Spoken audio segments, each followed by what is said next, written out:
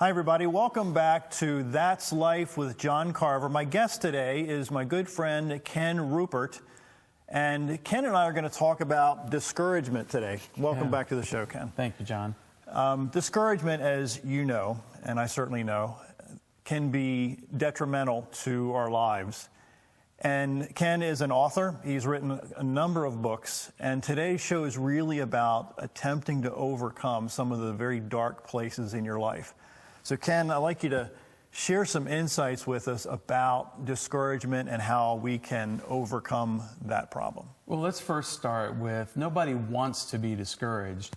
And typically one event or one experience in life doesn't cause a person to be discouraged. What happens is it's mounting. So there's one thing after another, one experience after another, maybe a trauma, definitely tribulation. Those types of things in your life can mount up, and then the loss of hope sets in, which is what really discouragement is all about. It's about losing hope. How do you keep hope in front of you when it seems like with some days, maybe some months, some years, all you're hit with is difficulty time after time, and there doesn't seem to be any light in our lives at all due to circumstances? You know, that's really tough because you really do have to have a support net. And there are so many people out there walking past you every day, sitting next to you at work, who do not have a support net. And having that, becoming a person that is the support net for somebody else is important. And I find that in my own life that having gone through several different situations with my son, that it's actually conditioned me to be more in tune with coming alongside of those who are or who do feel discouragement and trying to recapture or rebuild the hope. Restore the hope is what I like to say. So definitely trying to, if you don't have those people in your life, becoming one of those people will take you outside of your environment and put you in somebody else's environment. And that actually can be very therapeutic for somebody who has lost hope when you're trying to restore hope to somebody else. What would you say about a person who can't seem to mentally escape this cave of discouragement? Because discouragement can be overwhelming in so many ways. And certainly the last thing that we want to do as human beings is to reach out to help other people. How can we overcome that hurdle of wanting to stay in that cave, wanting to stay, huddled up in a ball and crying every day when, that might be your only option, at least in your own mind? Well, discouragement that gets to that level, it significantly destroys hope. You can't do it on your own. I mean, being able to pull yourself up by your bootstraps is a myth, okay? You really do need to have people around you. It is easy when you've faced a trauma, when you've faced a situation, or even are in a chronic situation that will never change. It's hard to hold on to that hope. We have to understand the path and exactly how discouragement penetrates to our spirit, and the spirit is really where hope is stored. It always starts with a physical experience. There's something external, or there's something that's even internal to yourself about some sort of external event or some sort of struggle that you're having with trying to understand the circumstances as they stand. So you have a physical experience, and that always leads to intellectual questioning. You're questioning, why is this happening to me? I don't understand why this can't be the way I want it to be. Then eventually you have an emotional conflict, and the emotional conflict is the danger zone. So if you know these progressive steps of trauma or discouragement in your life, this is the point where you really do need to reach out to others.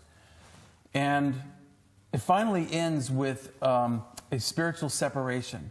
That spiritual separation is basically the separating of hope from your life. When you lose hope, you're in a position where there's only one way to restore it, and that's really to reverse the process. But a person who's struggling can't do that on their own. And that's why I say that if you are able to capture your experience and be able to set aside your experience and take what you're learning, and actually apply it to helping others, it actually, in a roundabout way, starts to provide hope back to you. What would you say about the person who doesn't understand the importance of building your emotional well-being while you're in the middle of a very dark time? And again, some people we both know, and some of our clients, they have lived in this rut, in this hole for so many years that they can't see their way out. How important is their physical nature and their physical ability to get through this versus a person who lives decades in the rut of discouragement? How physically, what do they need to do physically to change their life? So there's a lot packed into that question, John. For sure. Because physically, you try to remove yourself from the situation, although there are times where you just can't do that, right? You can't change the physical presence of your struggle. Intellectually, you have to understand that the struggle that you're facing may never change. But on an emotional level, what you can't allow yourself to do is make decisions with emotions. Emotions are very real. You absolutely have to acknowledge the emotion that you're feeling. It's tough. Acknowledge your feeling, but don't let your feelings make decisions for you. You have to keep a separation between the intellectual and the emotional. You're going to feel what you're going to feel. I mean, I struggle with it every day. I've had clients. I have a client right now whose husband was diagnosed with Alzheimer's, early onset Alzheimer's, and she's going through the experience of losing her husband a little bit every day. And they were never able to have kids, and here she is, the only person that can take care of them, and she has to manage life and at the same time provide care. And it is a hard battle to keep the intellectual in a healthy position, because the emotions, they want to go crazy. They want to dominate and overtake, but you have to keep it intellectual. So getting yourself involved in something that puts you in the presence of other people. One of the things that I would recommend is taking a class with people who are focused on doing the same thing. Martial arts is great for that. Yoga is good for that. Being involved with other people, putting yourself out there, knowing that not everybody's going to understand where you are.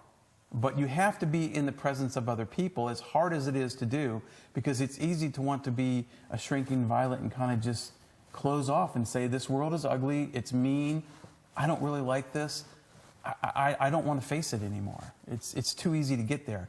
So I think that separating the emotions from the intellect, knowing what you have to do to take care of the situation or manage the situation, and putting yourself physically in the presence of other people, where you have a common purpose, you have a common activity, you're experiencing life together, whatever that level may be. And I think that helps mitigate some of the loss of hope. Have you also seen that when clients place themselves in groups of people who have experienced similar challenges, that seems to fuel the courage to push through some of the difficulties? I've seen in my own life in the last couple of months, when I found people that have traveled the journey that my family's on, it gives me a sense that I'm not alone. And when you were saying how it's important to get around other people, are you saying that it's important to get around people that get what you're going through? Because there are some people, as you know, who will never understand what path you're on. They'll never understand the pain, the stress, the agony, because they haven't walked in your shoes or my shoes or your shoes. There's some people that don't get it. Yeah. So how important is it for us, all of us who struggle with discouragement from time to time, to be proactive in finding groups of people that know exactly what we're going through?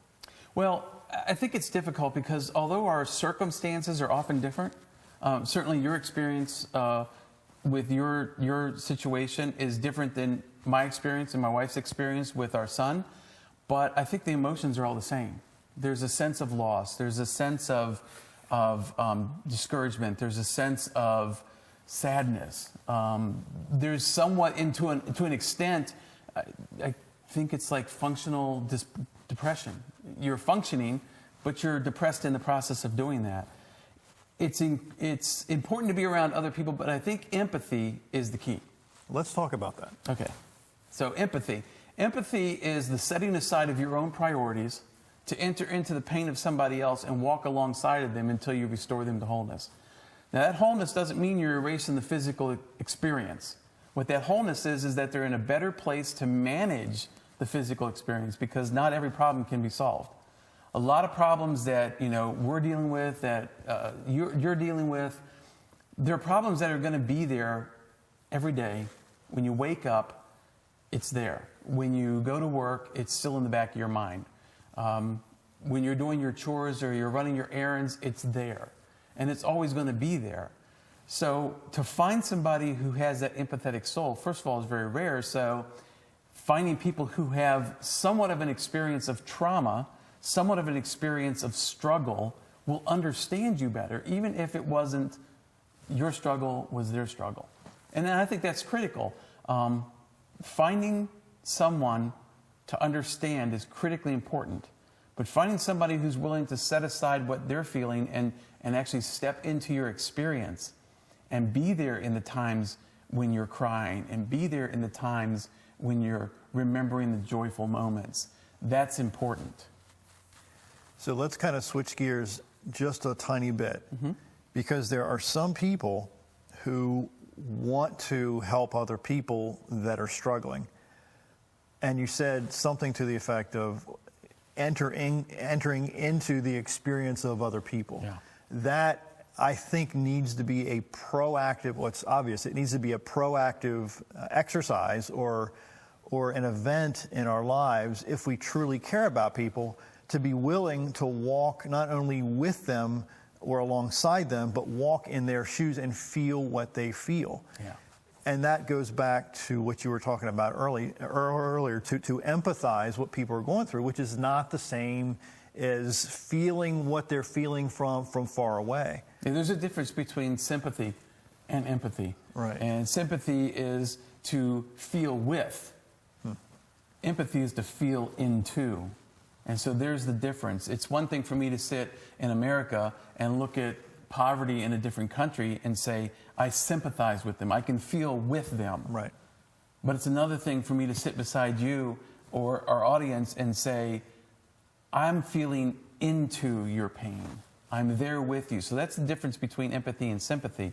And I think it's important that when you become the person who's going to take the time, and I think what you're talking about is being intentional.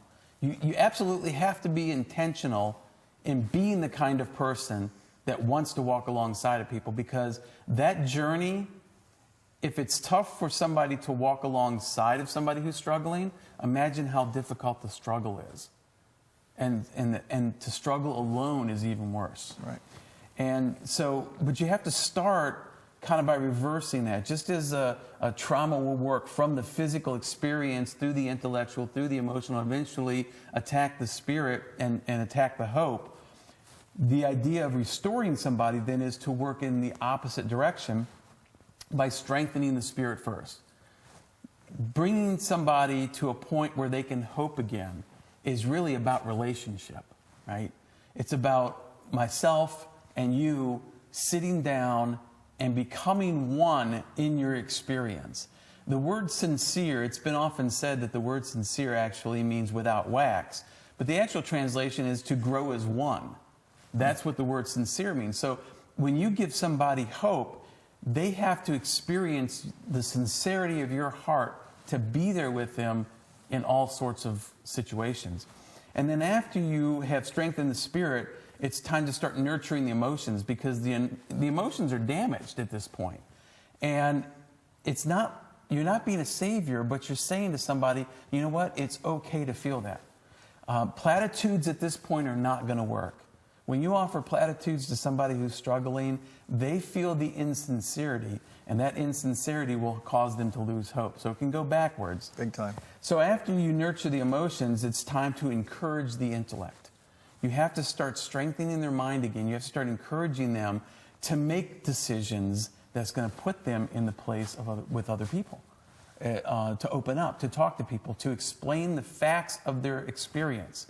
Because when you start to understand how somebody is feeling, you're nurturing the emotions, which is building hope, they're going to want to talk about it.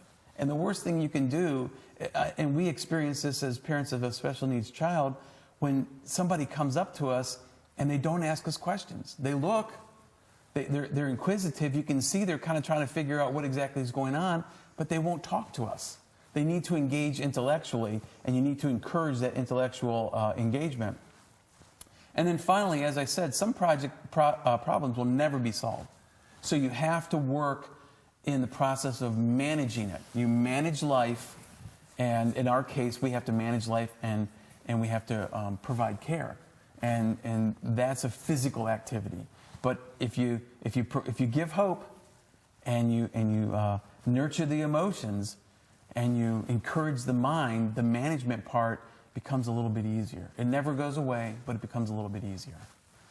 You talked about that people won't approach you. And in my life, I've been anxious at times to approach people who I see might be hurting, because sometimes my fear, my anxiety comes into play. Like, who am I to approach somebody who's hurting? You know, I'm not some Christ or something. So I'm hesitant in reaching out to try to help people that, you know, don't know me.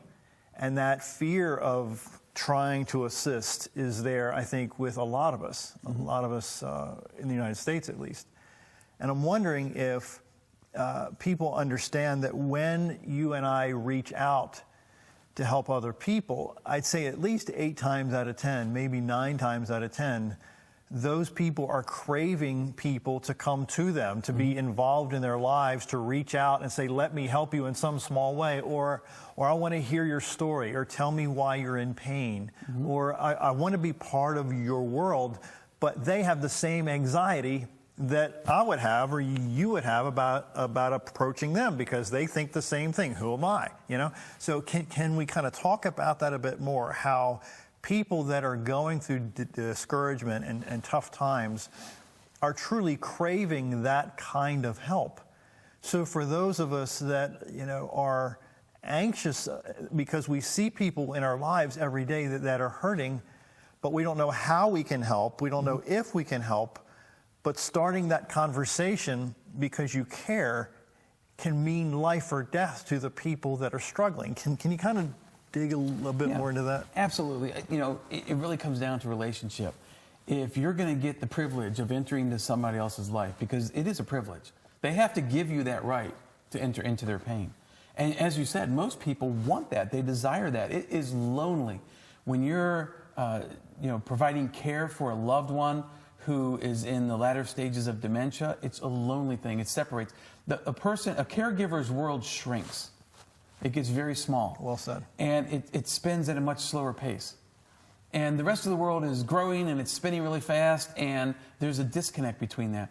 So you have to basically walk through the steps of building a relationship. And a relationship really takes 4 things. It takes a physical presence.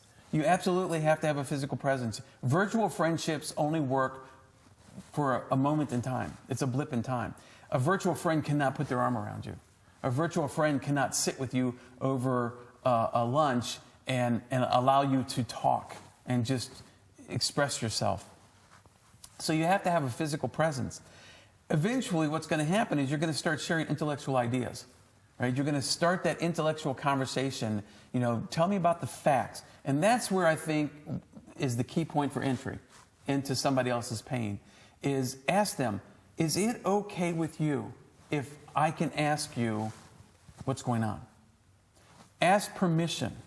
And if somebody who's struggling is lonely, really wants to talk, they're going to give you that permission by opening up that conversation. Agreed. And over a course of time, you're eventually going to start saying, well, how does that make you feel? I mean, you know, the big thing is in coaching is you ask questions, because we're coming into the relationship very cold, and we have to understand in a very quick amount of time, very short amount of time, who this person is, what they're struggling with, what their hopes and dreams are. And the way you do that is you ask questions. Right. If you ask questions, you're going to draw people out. So eventually you're going to have an emotional expression. You're going to understand the pain. but you can't stop there, right? You have to go on and you have to find out, do they have hope? And you don't come out and say, well, let me ask you a question. Do you have hope? That's not the way you approach it. Right. But over the course of time, you'll be able to tell by talking to them and kind of digging in and saying, well, kind of, how do you see this working out? What are your hopes and dreams? How would you like this to go? But you got to build that relationship. Without that relationship, we're sitting here and talking to you, and you can hear our theory and you can hear our stories, but if you and I sat down face to face, I guarantee we could start building a relationship. We're not going to build one on film, but we guarantee we can build one if we spend time with each other and we share ideas and we kind of have an emotional expression and we get to the point where we understand that really everybody out there who's struggling, and even John and myself sitting here, we all want to have hope. We don't want to be discouraged. But life has a way of leading us down that path if we're not careful. There's been people I've seen, and I know you've seen, that think that they can't help at all because they haven't walked in our shoes or your shoes, or they haven't experienced the kind of pain that you've gone through or we've gone through. But I found in my own life that it doesn't really matter if you've walked in our shoes or people have walked in your shoes. But people care enough and love enough to say, I see you hurting and I want to walk with you. Maybe they can't walk in your shoes because they've never experienced it. But just, I can't even describe it well enough, but the craving that people have to have people with them or around them or care enough to stay in touch with them can literally change a person's life or bring them out of such a dark space that without you in their lives, then they would have fallen through the cracks a long time ago. So what you and I do for other people outside of our own household can really change the world in a way that you can't even imagine. And I think that's really some of what you're talking about here, that we have to be proactively involved in people's lives, whether or not on the outside they look like they need help. I've heard a quote a long time ago that hurting people hurt people. And we all have people in our lives that are just nasty and mean, and they'll chew you up and spit you out. But even those kind of people, more times than not, are just hurting people. Hurting people. So that same philosophy that you're talking about here today not only goes for people that are emotionally, they're crying or they're discouraged or they look like they're going through a hard time, but even the people that are nasty, because they also have baggage, they also have pain. So isn't it important for us to have the courage, because for some of us it can be quite intimidating because we don't want to approach those nasty people.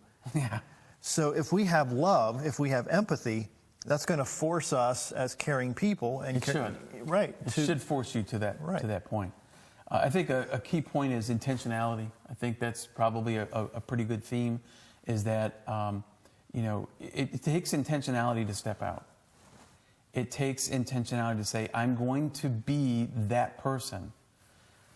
Understand that stepping into somebody else's pain is never convenient. And I think we tend to be creatures that enjoy pleasure. And so to step into somebody else's pain can be inconvenient. It can require things of us that maybe personality or character traits that we haven't really even developed yet. Right. But walking with somebody will definitely cause you to start developing. My son, in 15 years of his struggles, has taught me so much that if I just shut down and said, I don't like this, and ran away from it, I wouldn't be a person that wants to help others who are hurting. And that's one of the reasons why I spend so much time writing and focusing on caregiver coaching, because everybody can be a caregiver coach. Everybody can care for somebody, and we need to make it our focus to do that. Ken, this has been a deep conversation. Yeah. And I hope that some of the ideas and the concepts that we've shared here today on the show will maybe give you a little courage to reach out to people that are hurting around you, and or to be willing to accept help from people that are around you that just don't know how to approach you. So Ken, thank you again for being on the show today. I really appreciate it. And we'll talk to you real soon again. Thanks for hanging out with us here at That's Life with John Carver. Absolutely. Thanks so much. All right.